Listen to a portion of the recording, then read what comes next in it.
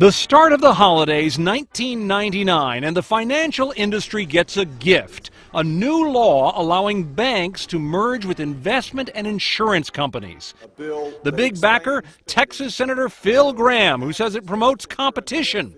Never mind that it also overturns a Depression-era law forbidding such economic giants, because their failure could crash the economy. The new law's many supporters figure times have changed. Marcus Mabry of the New York Times. Bill Clinton supported that legislation, and so did the vast majority of the Senate. It passed something like 95-0, and a huge majority in the House of Representatives. So it was a bipartisan legislation. One Christmas later, and Gramm is at it again. This time he succeeds in reducing government regulation on those big financial firms. And with those two measures, some economic analysts say he built the pillars of the current financial collapse. What Senator Gramm's worst critics would say was that he allowed an atmosphere, a permissive atmosphere of risk-taking with no penalties to take hold. So Wall Street could get as greedy as it wanted, and there was no government agency to regulate it. Still, in 24 years as a lawmaker and as a trained economist, too, Gramm was a staunch opponent of regulation. Could his success with just two laws really be that critical?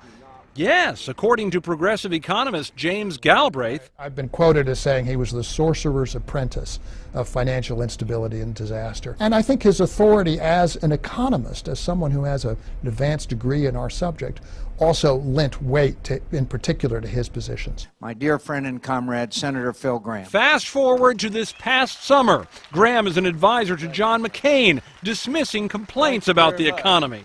You just hear this constant whining, complaining about our loss of our competitiveness. McCain severed ties with him over that. Gramm, however, still defends his legislation, telling the Texas Observer, "I've never seen any evidence that opening up competition among banks and insurance companies in any way contributed to this. You've got a lot of people trying to rewrite history." Maybe, but in Washington now, that is the minority opinion, as more people in both parties say efforts to cut regulation just went too far. We tried to reach the former senator through his employer these days, a big Swiss financial firm, but we received no call back from Phil Gramm, one of our 10 most wanted culprits of the collapse.